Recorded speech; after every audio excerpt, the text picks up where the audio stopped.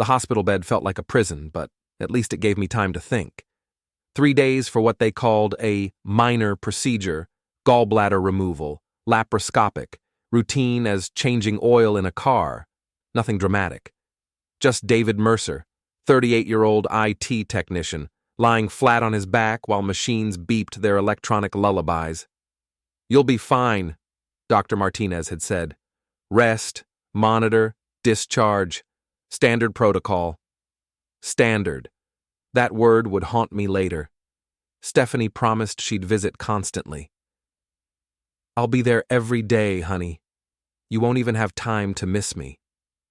Her smile looked genuine then. Maybe it was. Maybe I just wanted it to be. The flowers started arriving Tuesday morning. Bright yellow daisies, her favorites. I'd called the florist from my hospital bed, credit card number memorized after 15 years of marriage. The card read, "Love you more each day. Get well soon, David." She called that evening around 8. "Hey babe, how are you feeling?" Like someone rearranged my internal furniture with a fork, but the nurses say that's normal. The flowers made it. "They're beautiful. Thank you." Her voice sounded distant, tired. "I'm just exhausted from worrying about you." "You don't need to worry. It's routine stuff. Did you eat dinner?"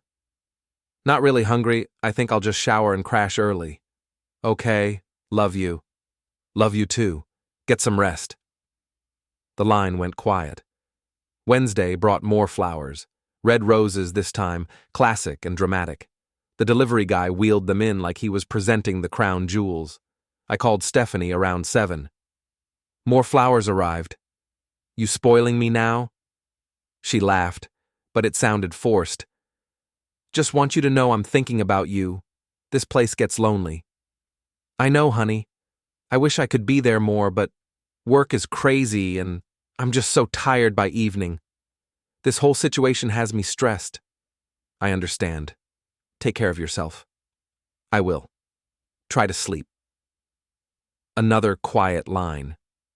Thursday's flowers were purple orchids, exotic and expensive. I was feeling better, walking the halls, chatting with nurses. Patricia Vance worked the evening shift, a woman in her 50s with sharp eyes and the no-nonsense attitude of someone who'd seen everything twice. "Your wife must really love flowers," she mentioned, while checking my vitals. "I'm the one sending them. Figured she needed something bright while I'm stuck here." Patricia paused, stylus halfway to her tablet. "You're sending flowers to your wife?" "Every day." "Why?" "Oh, nothing. Just most patients receive flowers, not send them." She finished her notes with unusual focus. "Your trainer friend seems nice, by the way." "My what?" "The trainer who visits your wife. Tall guy, muscular, comes by the gym where my husband works out. Michael mentioned seeing him around lately." My chest tightened, but not from surgical pain. "I don't have a trainer." Patricia's expression shifted, professional mask slipping. "Oh, maybe I misunderstood something." "What did your husband say exactly?" She glanced around, then leaned closer. "Michael trains at Fitcore downtown. He mentioned seeing your wife there with some trainer named Tyler. Said they seemed close. But I probably got the details wrong." "What does this Tyler look like?" Michael described him as tall, dark hair, drives a black pickup truck. But really, I shouldn't have said anything. I'm sure it's nothing. "Nothing." "Right." That evening, Stephanie called at 8:15. "Hey, sorry I'm calling late. Had to finish some paperwork at the office." "No problem. How was your day?" "Exhausting. I'm completely drained, barely have energy to talk." "You sound tired." "I am. I think I'm getting a cold or something. Everything feels like effort." "Maybe you should rest more. Skip the gym for a few days." Pause. Brief, but noticeable. "Yeah, maybe. I'll see how I feel tomorrow." "Love you, Steph." "Love you too. Sleep well." I stared at the ceiling tiles until midnight, counting the tiny holes in the acoustic panels. Stephanie was tired. Too tired to visit, too tired to talk long, too tired to eat dinner, but apparently not too tired for the gym, not too tired for trainer sessions with Tyler. My phone buzzed. Unknown number. Hello? Is this David Mercer? Yes. This is Michael Vance. My wife Patricia is your nurse. I think we need to talk. About what? About your wife and Tyler Brennan. I'm sorry to be the one telling you this, but you deserve to know what's happening while you're laid up in there. The machines kept beeping their steady rhythm, but everything else went silent. Michael Vance sounded like a man who'd rather be anywhere else. His voice carried the weight of someone delivering news nobody wanted to hear. My wife mentioned she might have said something about the trainer. She's been worried about it all evening. Tell me what you know. I work out at Fitcore most evenings after my shop closes. Auto detailing business, keeps me busy during the day. Anyway, I've been seeing your wife there regularly, always with this trainer, Tyler Brennan. Define regularly. 3-4 times a week. But it's not just the frequency, it's how they act together. Very intimate, touching, whispering, staying late after the gym officially closes. My hand gripped the phone tighter. How late? I've seen his truck in the parking lot past 10 p.m. Gym closes at 9 on weekdays. And you're certain it's my wife? Patricia showed me the visitor log from your floor. Stephanie Mercer, right? Same woman I've seen at the gym. Blonde, about 5'6", drives the silver Honda Accord. That's her. Look, I don't know you personally, but I know what it's like to be in a hospital bed, vulnerable, trusting people. If my wife was sneaking around while I was laid up, I'd want someone to tell me. I appreciate the call. There's more. Tyler has a reputation at the gym. He's been involved with at least 3 married clients that I know of. Guy's a predator who targets women going through stress. Stress? Yeah, husband's medical issues would qualify as stress. After Michael hung up, I lay in the dark processing information.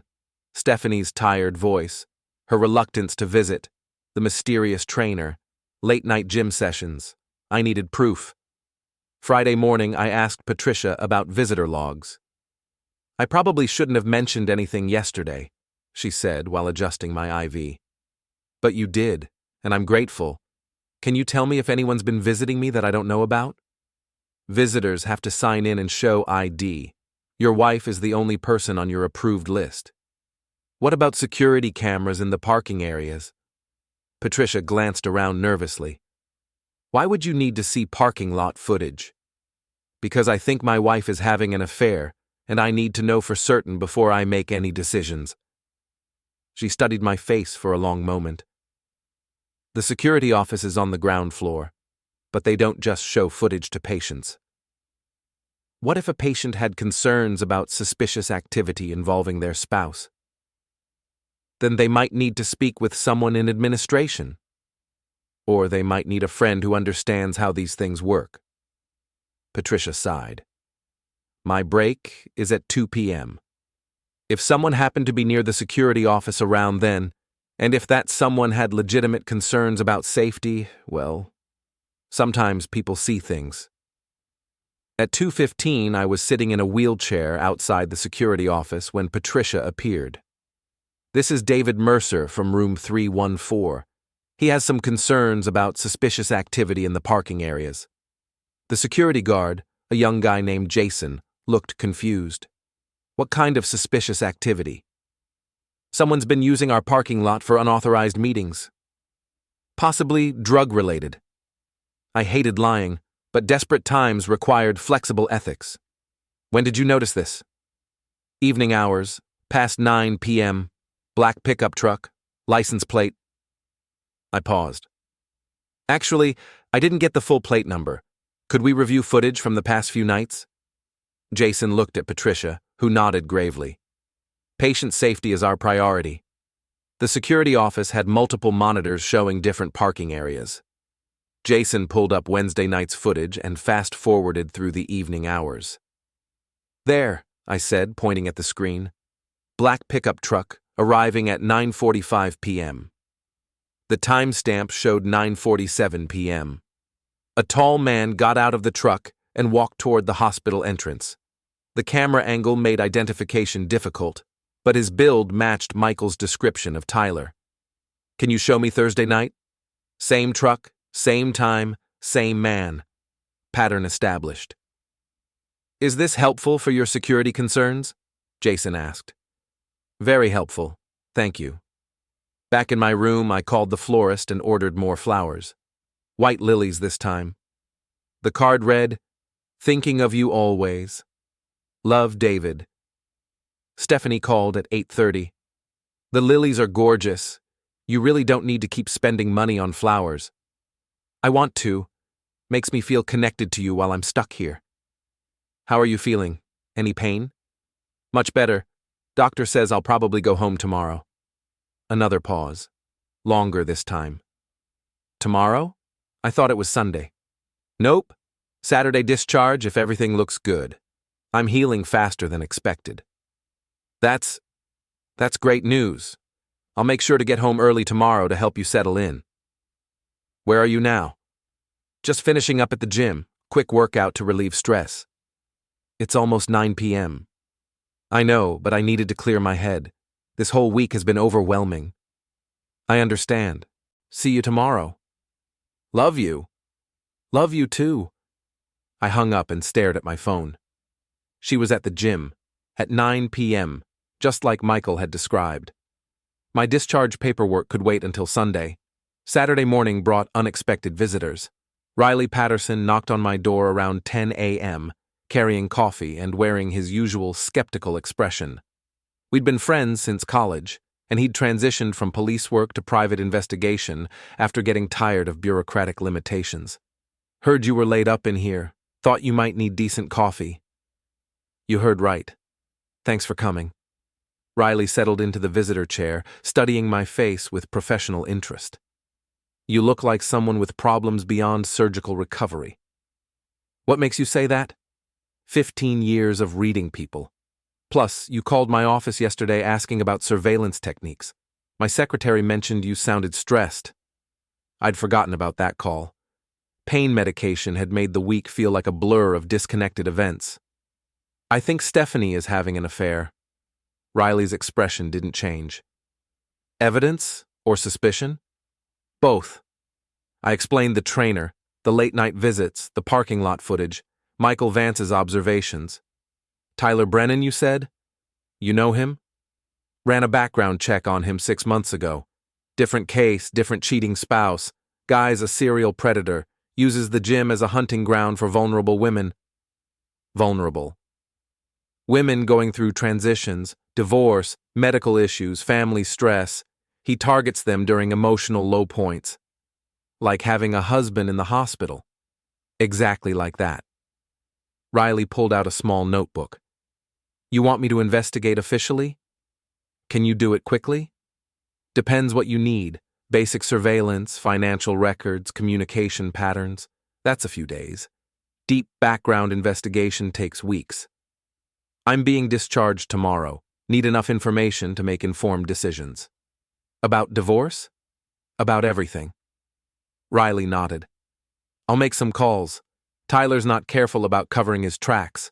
Arrogant guys rarely are. After Riley left, I spent the afternoon thinking about logistics. 15 years of marriage meant shared finances, joint property, intertwined lives. Untangling everything would require strategy and patience. Or it would require devastating proof and decisive action. Patricia stopped by during her evening rounds. How are you feeling about going home tomorrow? Complicated emotions. I imagine so. Michael wanted me to tell you something else about Tyler. What's that? He runs a side business detailing cars, works out of a shop on Riverside Drive, apparently brags about his clients, including the women he trains. Brags how? Michael overheard him talking to other trainers about his special services for lonely housewives. Made it sound like he was doing them favors.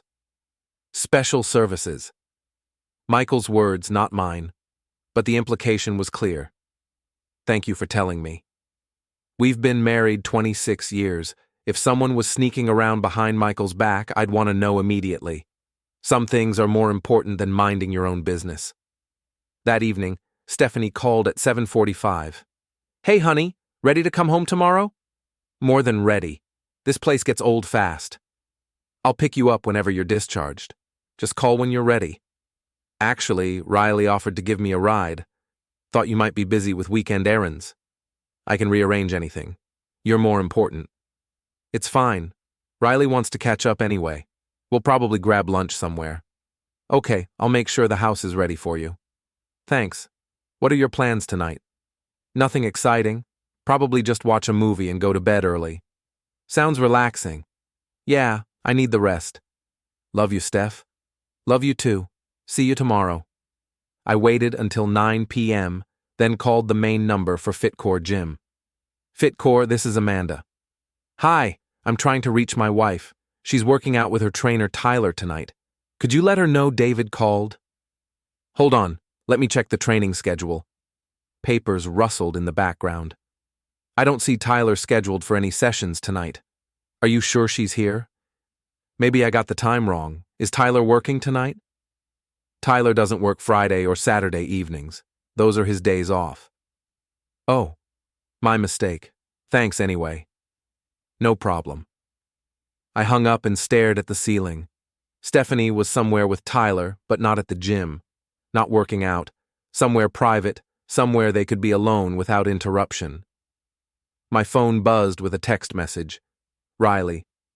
Got preliminary info on Tyler. Multiple affairs confirmed. Also found something interesting about his car detailing business. Call me. I called immediately. What did you find? Tyler's been using his detailing shop as a meeting place. Has an apartment above the garage. Neighbors have complained about late-night visitors and noise. What kind of noise? Use your imagination. Point is, he's got a private space where he takes his clients for non-gym activities. Address? Riverside Drive, number 847. But David, don't do anything stupid. Document everything, stay legal, think long-term. I'm not planning anything stupid. Good, because revenge feels great in the moment but ruins your life in the long run. After Riley hung up, I lay in the dark, planning my next moves. Tomorrow I'd go home to my wife, who thought I was oblivious to her affair. I'd smile and pretend everything was normal while gathering evidence and preparing for the confrontation that would end our marriage. Some recoveries are quick, some wounds heal cleanly, but some infections require surgical removal of diseased tissue. Tomorrow, the real surgery would begin. Sunday morning arrived with the efficiency of hospital discharge procedures. Dr. Martinez signed my release papers, a nurse removed my IV, and suddenly I was a free man with a small collection of prescription bottles and detailed recovery instructions. Riley arrived at 10 a.m. sharp, wearing sunglasses and the expression of someone who'd spent the weekend gathering unpleasant information. Ready to go home? Ready as anyone can be for this kind of homecoming? We walked through the hospital corridors in silence, past the security office where I'd seen the parking lot footage, past the nurse's station where Patricia waved goodbye, past the elevator where Tyler had probably visited Stephanie during my darkest moments of recovery. In Riley's car, the conversation turned serious. I spent yesterday evening at a bar near Tyler's shop. Amazing what people will tell a stranger who buys enough drinks. Learn anything useful? Tyler's been bragging about his current conquest. Married woman whose husband is laid up in the hospital. Described her as desperate for attention and easy to manipulate. He used those words? Close enough. Also mentioned she's been giving him money, paying for extra training sessions that don't involve any actual training. How much money? Hundreds per session, according to his bragging. Guy sees her as a combination of entertainment and income source. I stared out the window at familiar neighborhoods that suddenly felt foreign. Anything else? Your wife isn't his only current client. He's juggling at least 2 other affairs, treats the whole thing like a business operation. Professional cheater. Pretty much. And David? He's planning to dump her soon. Mentioned getting bored with the same routine. She doesn't know? Doubt it. These guys are experts at making women feel special while planning their exit strategy. We pulled into my driveway behind Stephanie's silver Honda. The house looked exactly the same. Suburban normal, well-maintained, unremarkable. But everything felt different now, like returning to a place you'd lived in childhood, familiar, but no longer home. You want me to come in? Better not. I need to act normal until I figure out my next move. Call me if you need anything. And David? Don't confront her until you have everything documented. Emotional confrontations lead to messy divorces. I understand. Riley drove away as Stephanie opened the front door. She was wearing a yellow sundress I'd bought her last spring, hair perfectly styled, smile bright and welcoming. For a moment, I almost believed the performance. Welcome home, honey. How do you feel? Like I've been away for months instead of days. She hugged me carefully, mindful of my surgical sites. Her perfume smelled expensive and unfamiliar. I made your favorite lunch, grilled cheese and tomato soup, figured you'd want comfort food. Sounds perfect.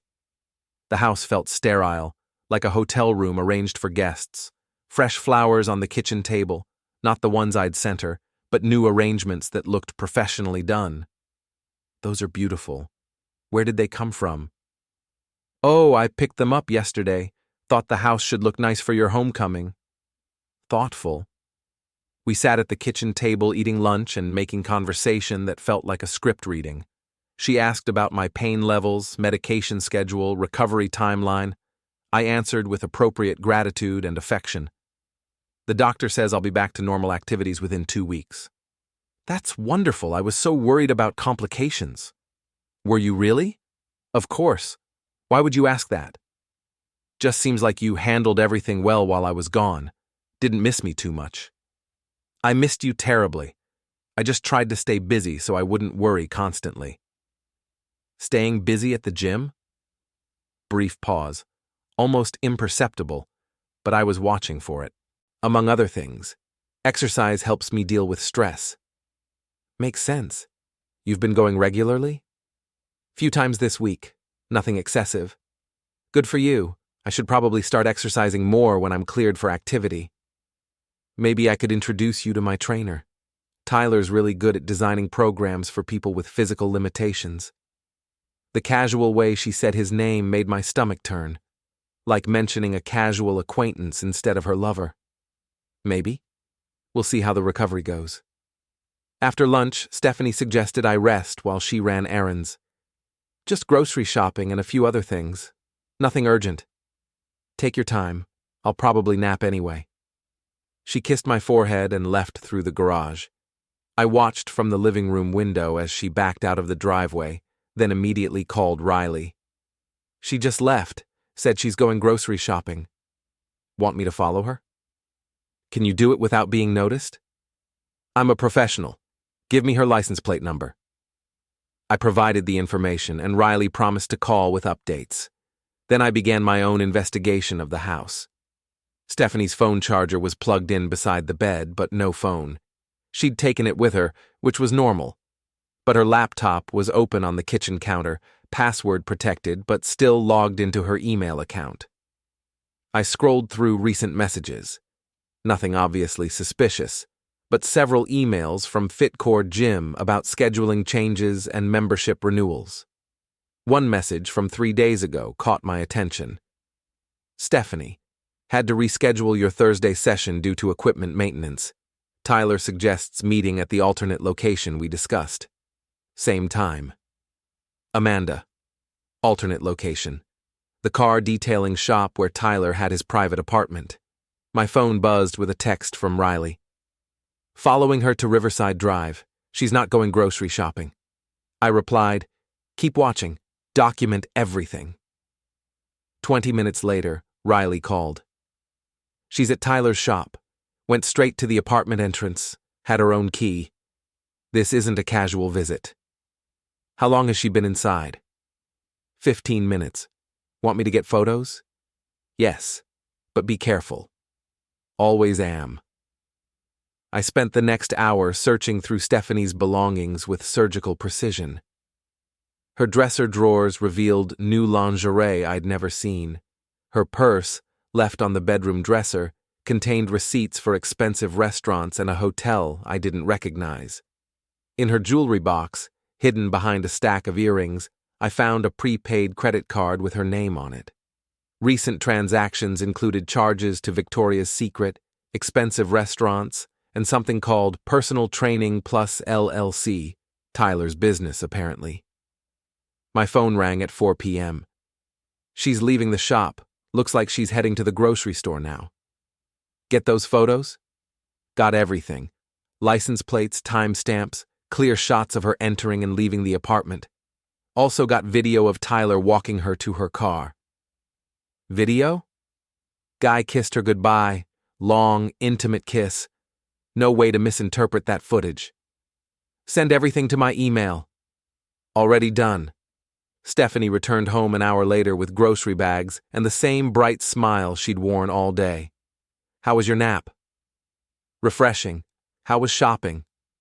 Boring, but necessary. I got ingredients for your favorite dinner. Figured we should celebrate your homecoming properly. That's sweet of you. She unpacked groceries while humming softly, playing the role of devoted wife with Oscar-worthy commitment. But I could see through the performance now. Every smile was calculated, every gesture rehearsed. That evening, we ate dinner and watched television like a normal couple. She cuddled against me on the couch, careful not to put pressure on my surgical sites. We talked about my return to work, upcoming social events, mundane details of married life, all while I knew she'd spent the afternoon with her lover. At 10 p.m., she suggested we go to bed early. You need rest, and I'm exhausted from running around all day. Good idea. In bed, she kissed me goodnight and whispered, I love you. I love you too. But love wasn't enough anymore. Trust was broken, respect was gone, and our marriage was already over. She just didn't know it yet. I lay awake planning the next phase of my strategy while Stephanie slept peacefully beside me, probably dreaming about Tyler. Tomorrow, the real work would begin. Monday morning began with coffee and calculated normalcy. Stephanie left for work at 7:30 with her usual kiss goodbye and promised to call during lunch. I waited until her car disappeared around the corner, then immediately called Riley. Time to finish this. I need everything you've gathered, plus one more favor. What kind of favor? The kind that ends marriages permanently. Riley arrived an hour later with a manila envelope thick with photographs, documents, and printed emails. The evidence was overwhelming and undeniable.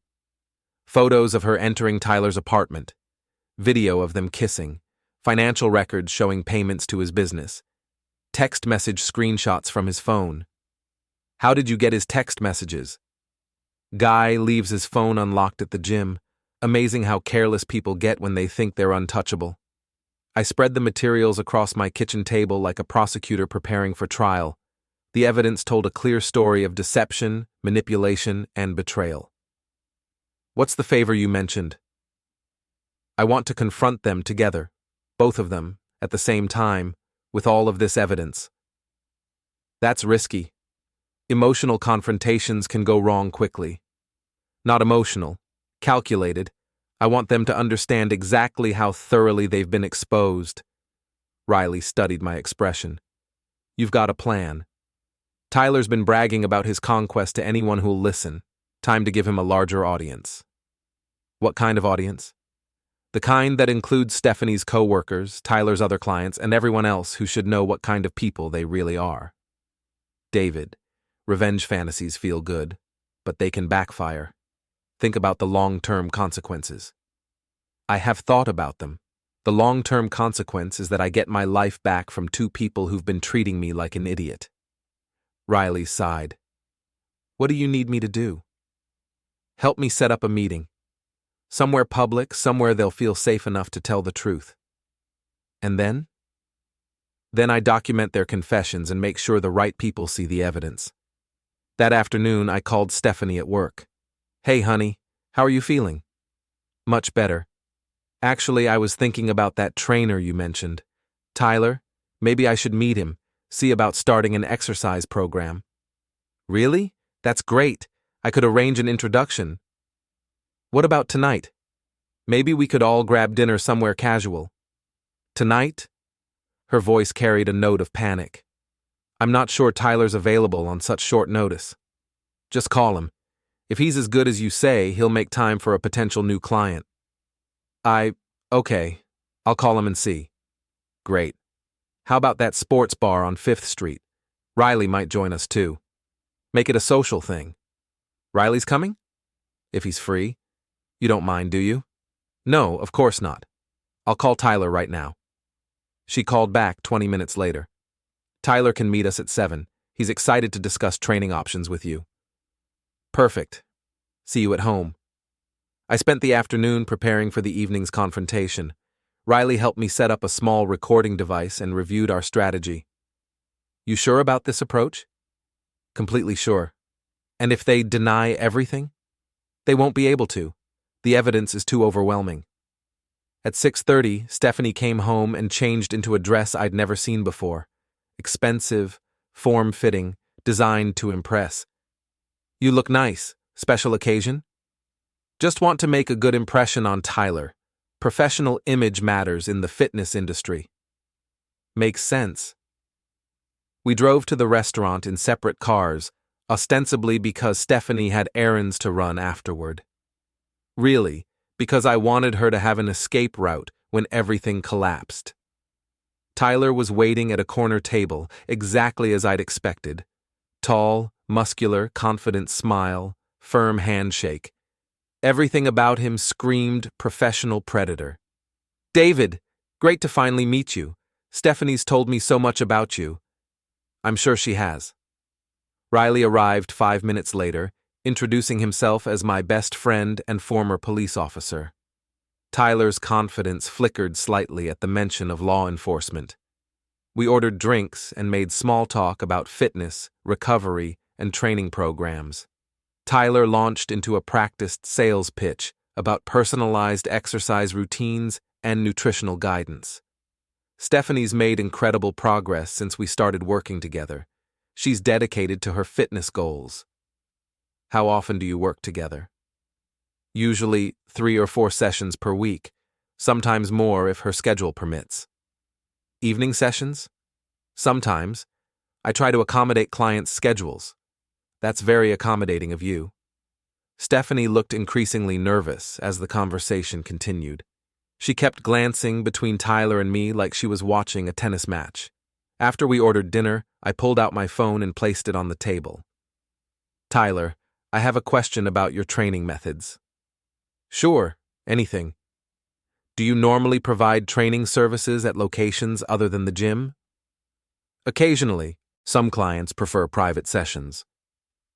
Private sessions at your car detailing shop? The table went silent. Tyler's confident expression evaporated. Stephanie's face went pale. I'm not sure what you mean. I mean the apartment above your shop on Riverside Drive, the one where you've been meeting my wife for the past month. David, I can explain, Stephanie started. Please do. Explain how you've been too tired to visit me in the hospital, but energetic enough for afternoon sessions with Tyler. Explain the prepaid credit card hidden in your jewelry box. Explain why you have a key to his apartment. Tyler stood up abruptly. I think there's been a misunderstanding. Sit down, Tyler. We're not finished. Riley's voice carried the authority of someone accustomed to compliance. Tyler sat. I pulled out the manila envelope and spread photographs across the table.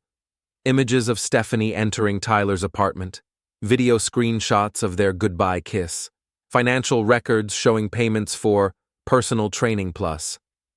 These are from yesterday afternoon, while I was home recovering from surgery. Stephanie stared at the evidence with the expression of someone watching their life collapse in real time.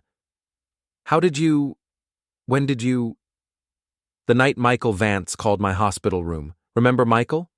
His wife Patricia was my nurse. She recognized Tyler from the gym where Michael works out. Small world. Tyler made another attempt to leave, but Riley blocked his path. Gentlemen, we're going to finish this conversation like civilized adults. I don't have to listen to this, Tyler protested.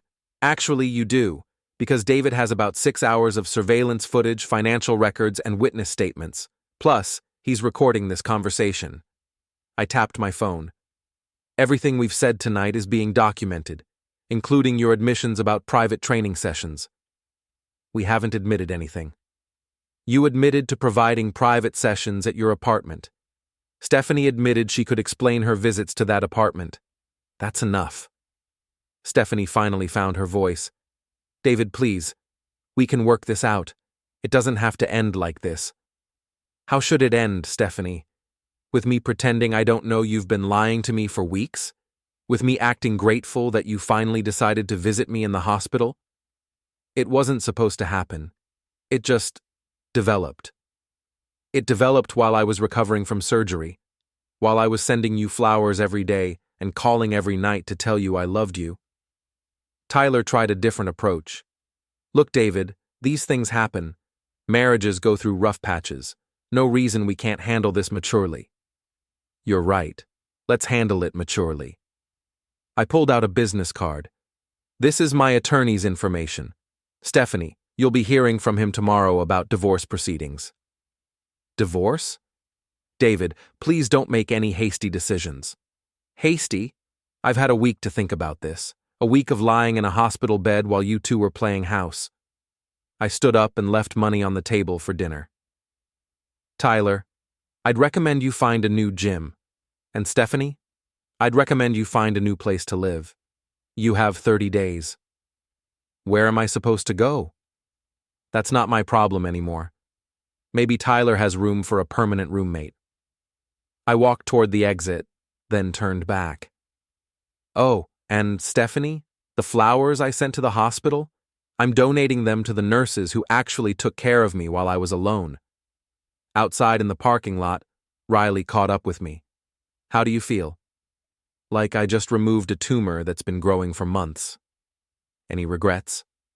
Only that I wasted 15 years on someone who could betray me while I was at my most vulnerable. What's next? Next, I heal properly, without distractions, without lies, without people who see me as an obstacle to their happiness. We drove home in separate cars, just like we'd arrived. But everything was different now. The house felt like mine again.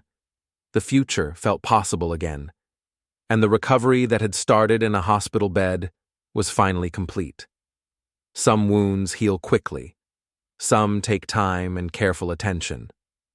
But the deepest healing happens when you finally remove the source of infection.